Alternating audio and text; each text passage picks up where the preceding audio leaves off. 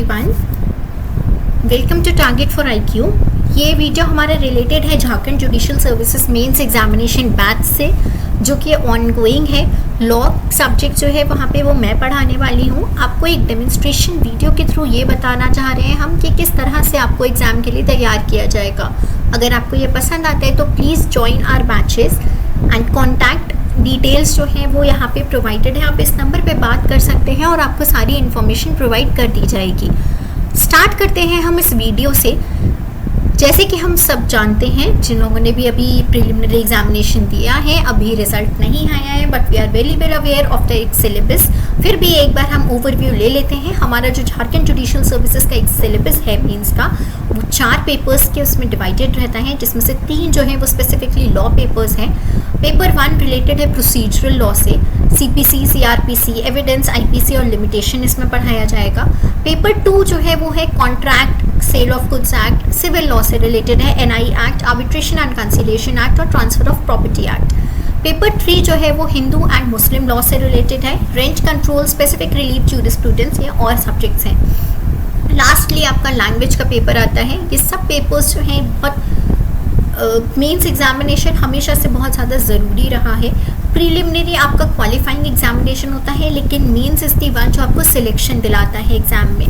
Start करते हैं हम आज के वीडियो से, आज के लेक्चर से। जो हमारा लेक्चर है वो रिलेटेड है म्यूचुअल कंसेंट थ्योरी पे।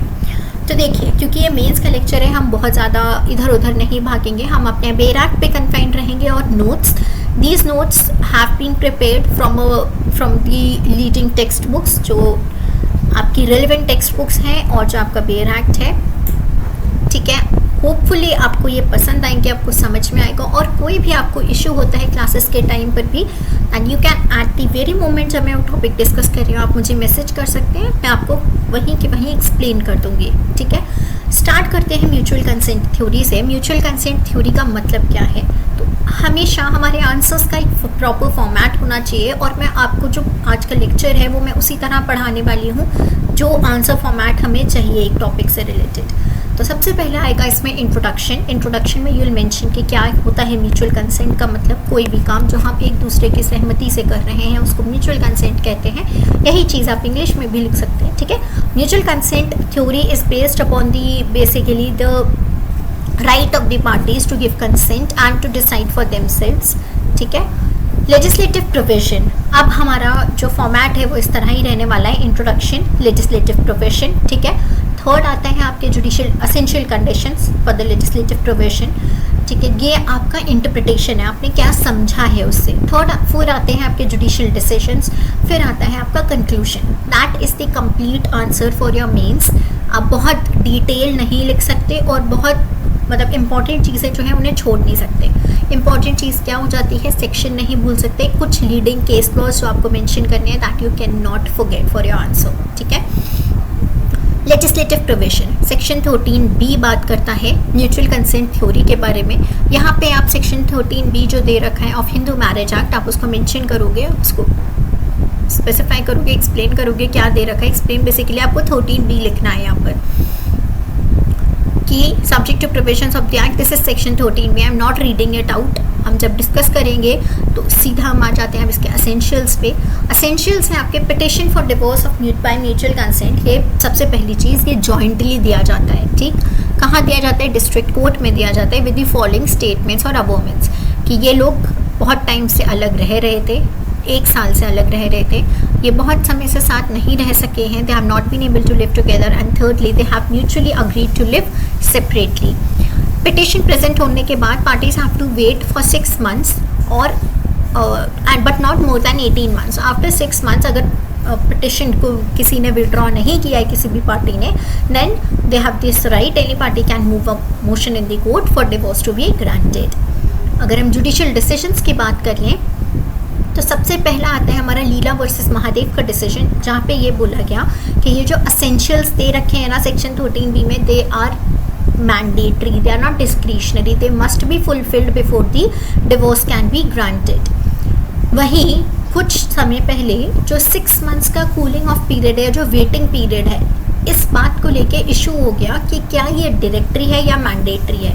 There are series of judgments जो इसमें है, बट हम इसमें 3 जजमेंट्स पे रेफर करेंगे, 3-4 जजमेंट्स पे, 3 जजमेंट्स पे बेसिकली। अनिल कुमार जैन वर्सेस माया जैन, पहली बार जहाँ पे ऑनरेबल सुप्रीम कोर्ट ने कहा कि सिर्फ honourable supreme court under article 142 can wave of this cooling period.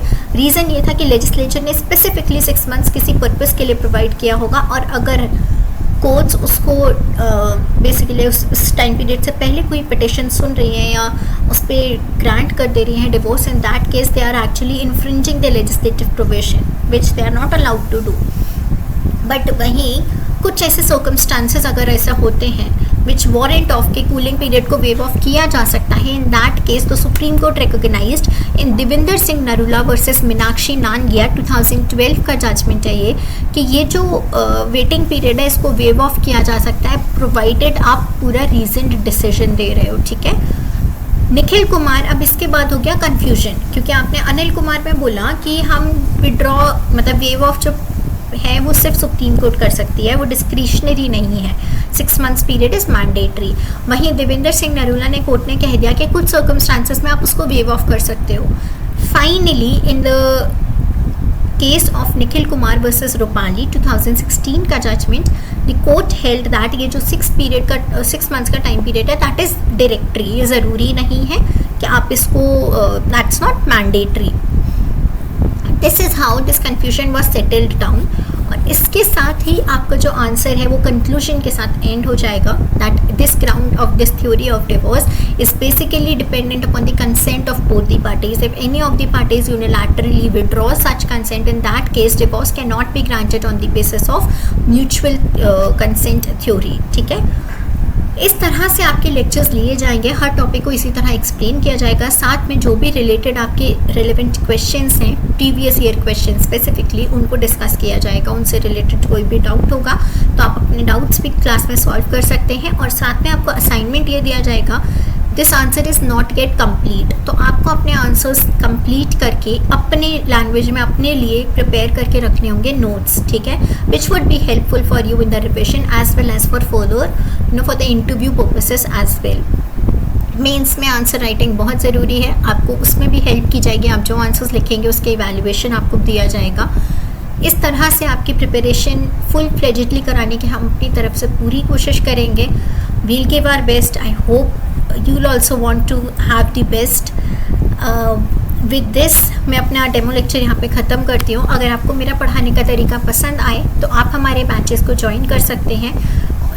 इस कॉन्टैक्ट नंबर पे जो यहाँ पे प्रोवाइडेड है 7500110314 पे कॉन्टैक्ट करके आप सारी डिटेल्स आपको मिल जाएंगी।